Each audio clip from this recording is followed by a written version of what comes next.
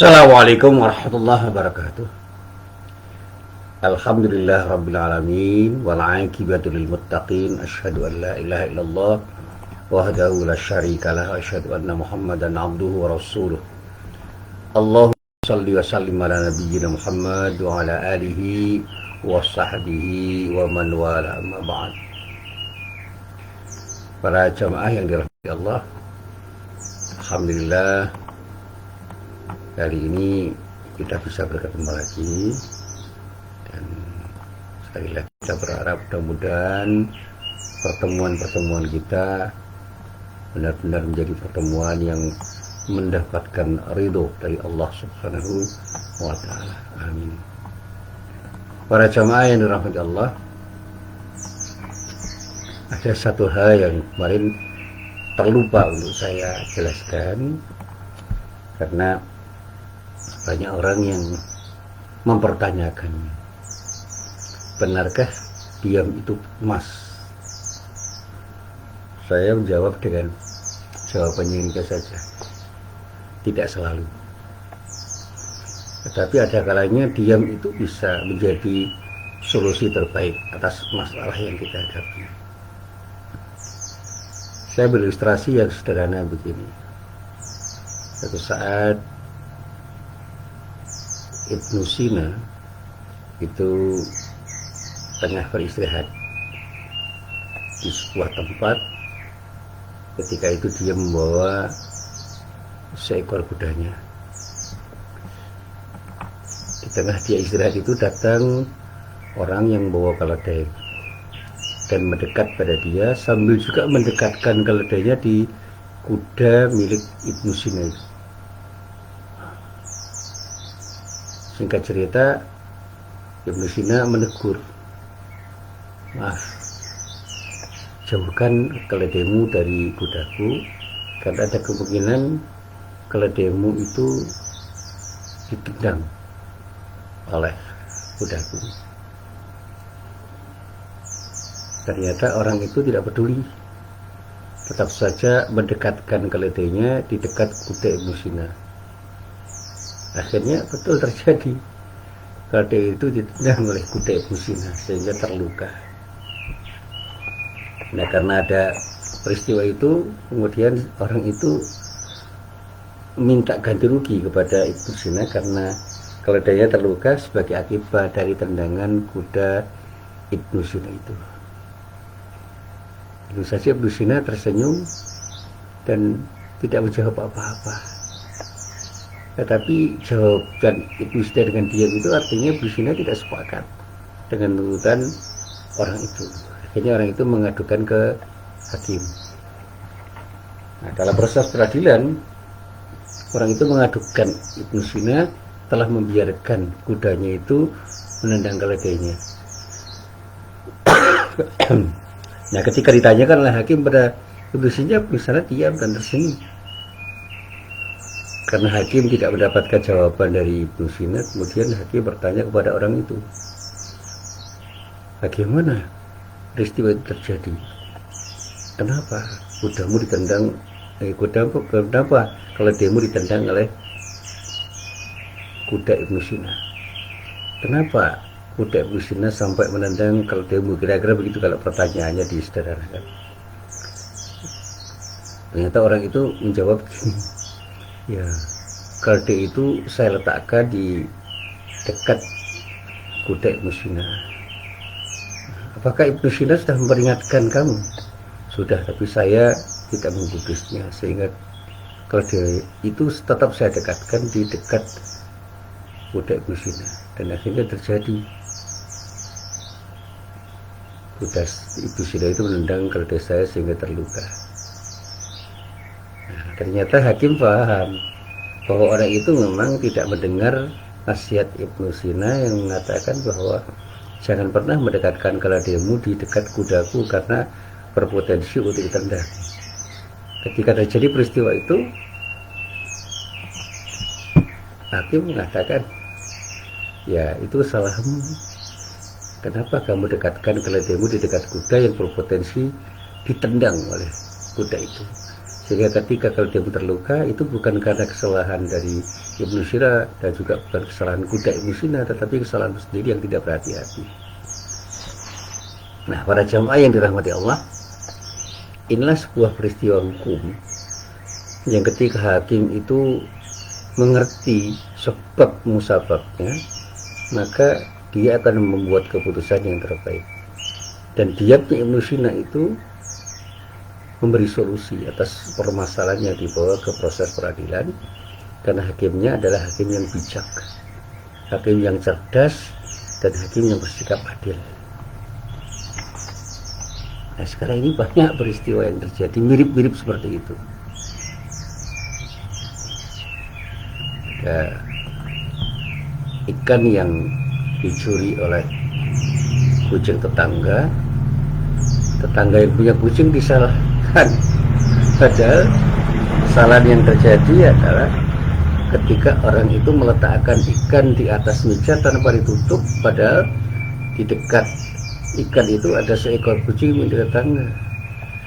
Nah, bukan salah kucing yang menggondol ikan dan bukan salah tetangga yang membiarkan kucing itu menggondol ikan, tapi salah dia tidak menyimpan ikan di tempat yang tidak terjangkau oleh kucing.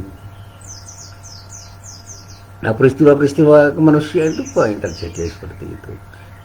Ada orang yang terdolimi bukan karena salahnya orang yang mendolimi, tapi dia memprovokasi orang untuk mendolimi dirinya, sehingga dia menjadi terdolimi sebagai akibat dari provokasi yang dia lakukan. Nah, inilah yang kemudian harus dilihat persoalannya secara komprehensif. Makanya ketika seorang itu diam, bukan berarti dia itu kalah, tetapi dia ingin mengatakan sesuatu dengan diam itu sehingga orang mengerti arti penting diam seseorang itu ketika harus menjawab persoalan yang penting yang hanya akan bisa dijawab dengan diam. Nah, pada bahasa sederhana begini, ketika kita sudah tidak bisa lagi berbicara dengan pembicaraan yang baik, dengan kata-kata yang baik, dan justru setiap kata yang kita ucapkan itu berpotensi madorot, berpotensi tidak baik, maka dari diam itu bisa menjadi pilihan. Apalagi ketika kita pertimbangkan diam itu justru akan berpotensi mendapatkan atau memberikan atau menggapai maslahat, maka diam itu akan menjadi pilihan. Dan bahkan diam itu bisa menjadi satu-satunya pilihan di ketika tidak ada solusi yang terbaik kecuali hanya diam. Saya pernah mendapatkan sebuah peristiwa yang lucu. Lucu itu ya menurut saya aneh itu. Saya pernah berjalan di sebuah gang, di sebuah kampung dengan dua orang teman saya ketika pulang sekolah di sebuah kampung namanya Tejo Kusuman.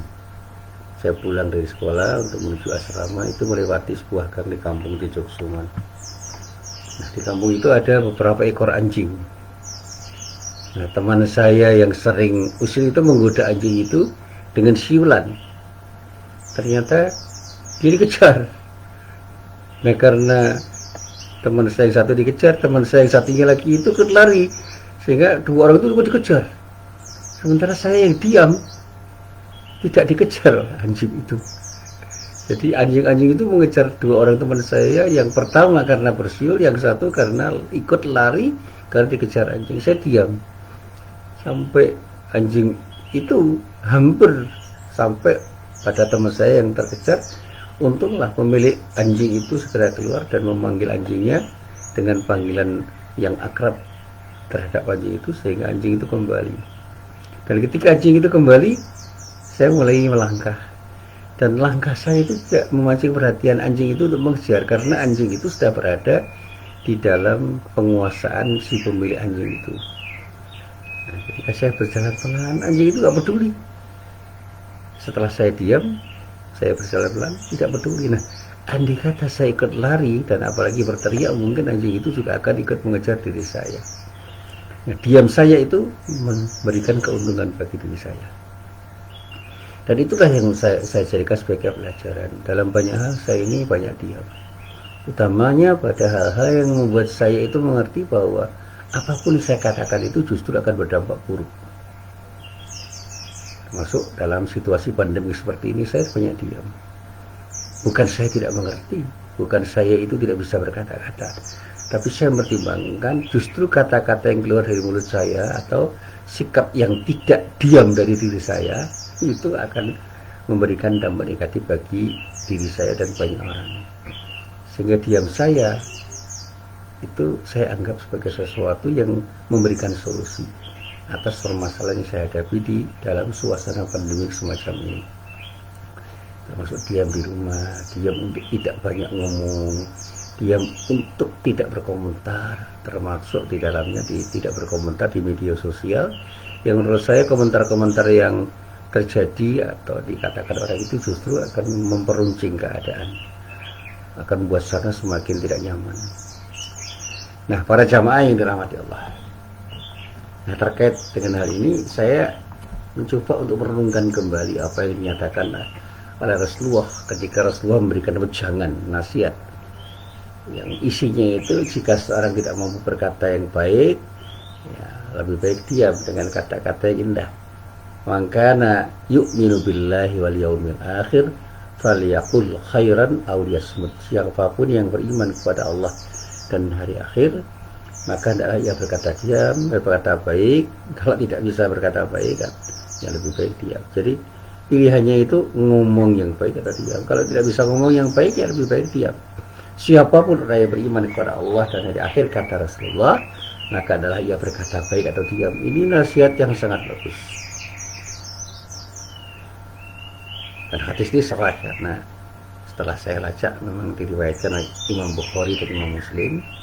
Kalau kita lacak dalam kitab Sahih Bukhari, ada di dalam juz 8, halamannya halaman 13, hadisnya nomor 6018. Kalau kita lacak di dalam Sahih Muslim, itu terdapat di dalam juz 1, halaman 49, hadisnya nomor 182, dan semua berasal dari sahabat Rasulullah yang bernama Abu Hurairah radhiyallahu anhu.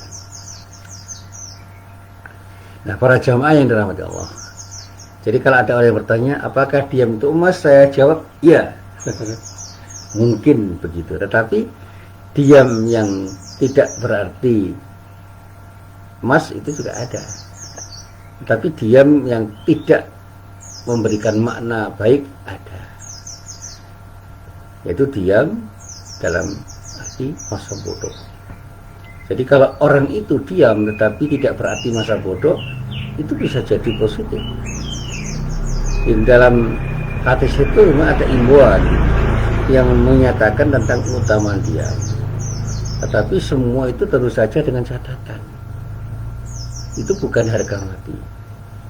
Jadi intinya bisa saja lisan itu tidak mampu memunculkan kebaikan, oleh karena itu diam menjadi satu pilihan.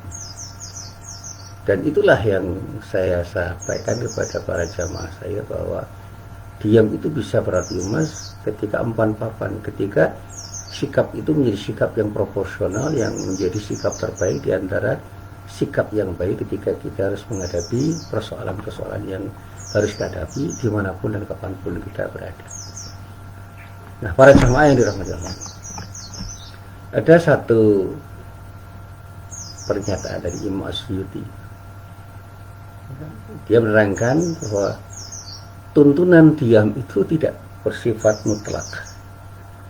Artinya setiap orang itu boleh berbicara, tetapi tetap dalam konteks kebaikan. Kalau kita itu diam, itu juga dalam konteks kebaikan. Kalau diam justru bisa berakibat buruk, ya jangan lakukan. Dan sesuatu yang tidak patut kita sikapi dengan sikap diam, ya jangan kemudian kita sikapi dengan sikap diam. Tetapi ketika kita itu tidak mungkin berbicara tentang sesuatu yang harus kita sikapi, ya diam itu akan menjadi pilihan. Dan itulah yang dinyatakan oleh banyak ulama tentang sabda Rasulullah. Ketika Rasulullah itu mengatakan bahwa diam itu adalah sebuah pilihan. Nah, ada kisah yang menyatakan bahwa Suatu saat Rasulullah SAW itu pergi bersama salah seorang sahabatnya yang bernama Mu'ad bin Jabal. Nah, diceritakan di dalam perjalanan itu Mu'ad bertanya, "Ya Rasulullah, apakah amalan yang paling utama?" Nah, atas pertanyaan itu kemudian Rasulullah menjawab dengan berisyarat menunjuk pada bibirnya. Jadi dia tunjukkan bibirnya. Nah, tentu saja ini isyarat diam.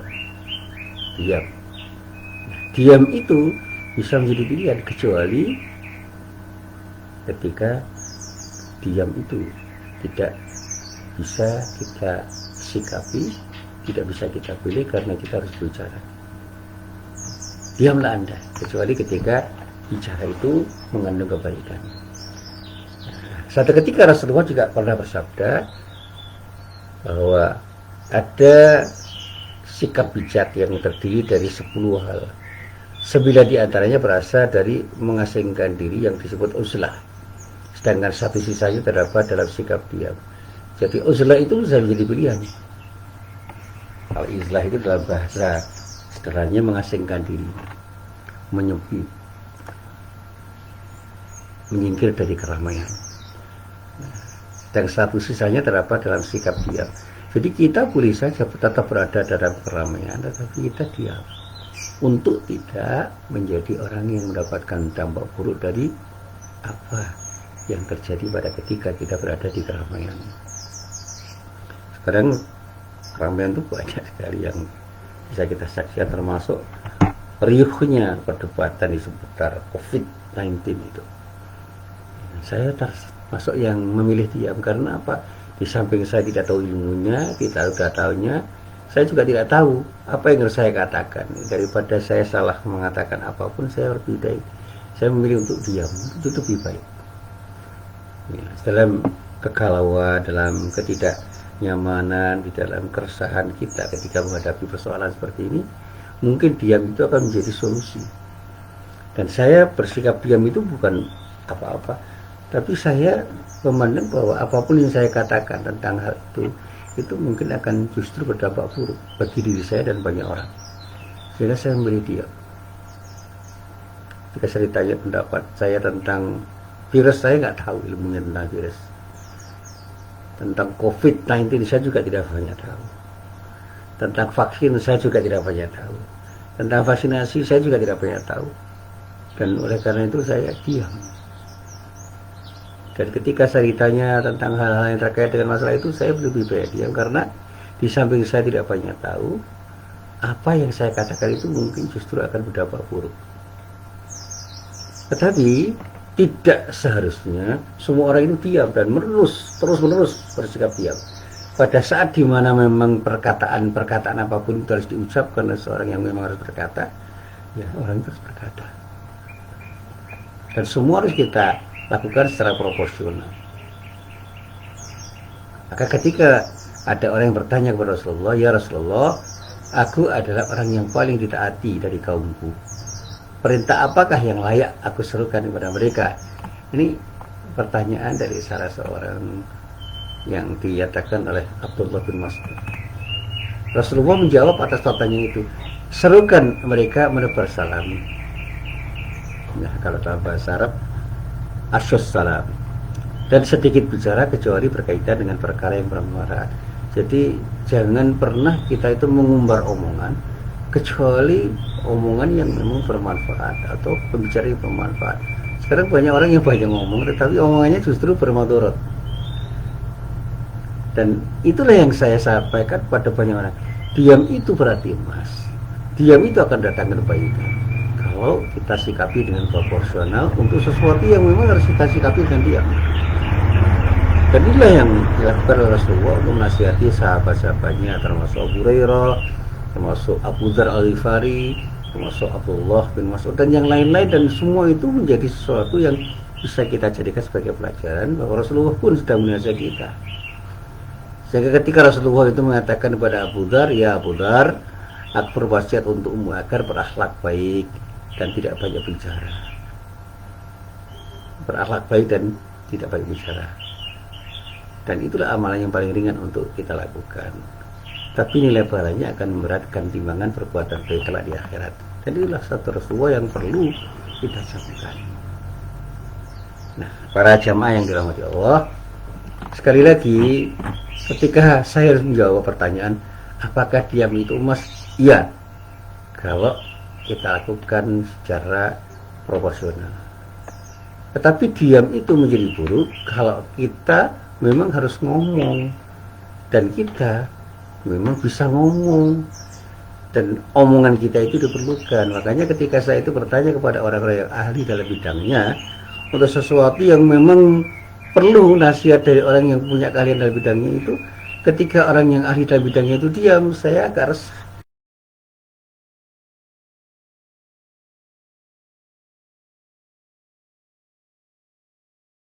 Untuk berbicara, tetapi karena dia memandang bahwa ada risiko dari apa yang harus dia omongkan, dia memilih bersikap diam untuk mencari aman.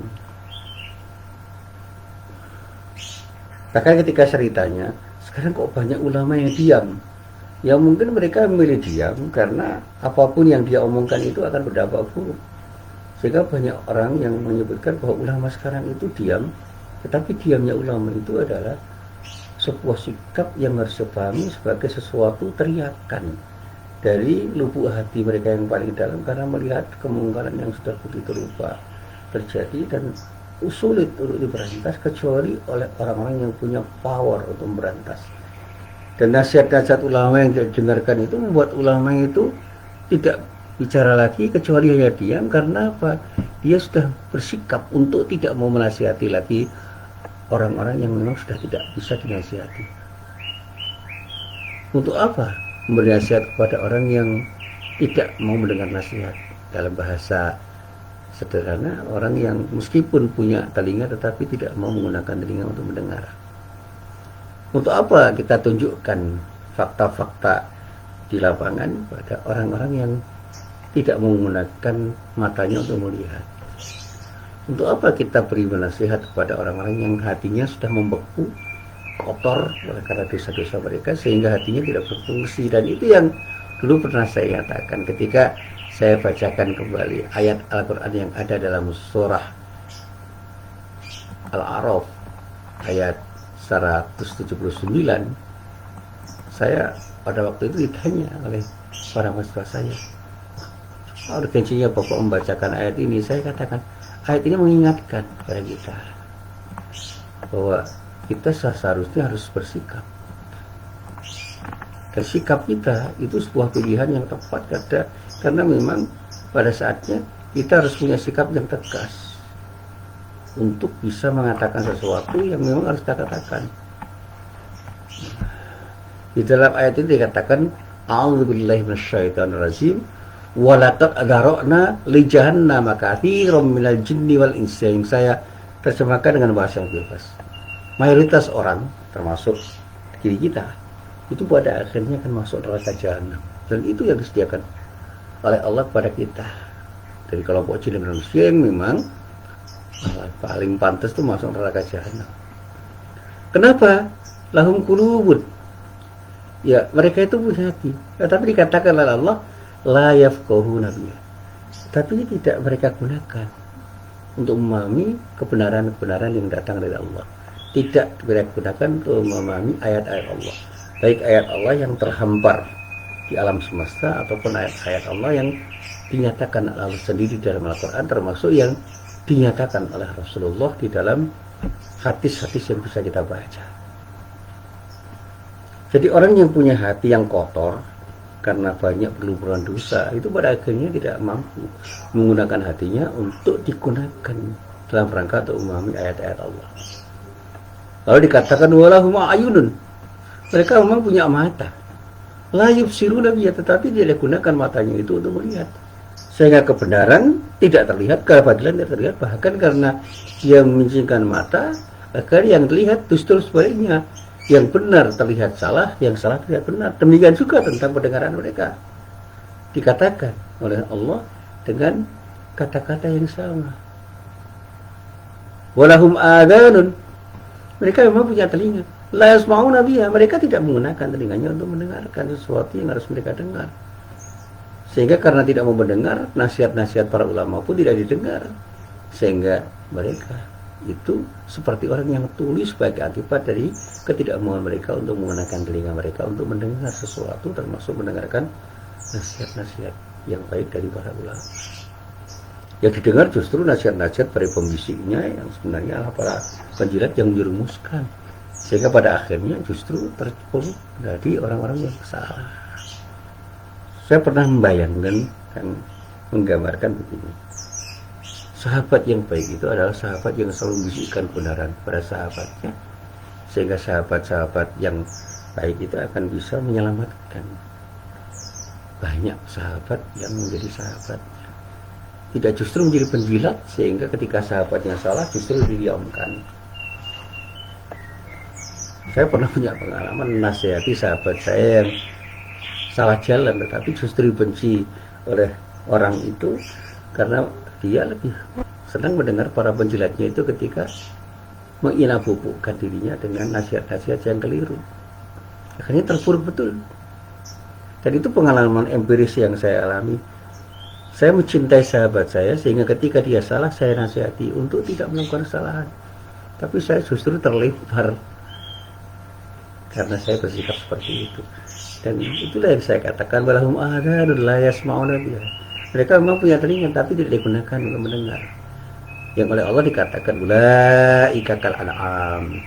Mereka itu laksana binatang ternak. Balhum adul, bahkan bisa dinyatakan lebih sesat daripada binatang ternak.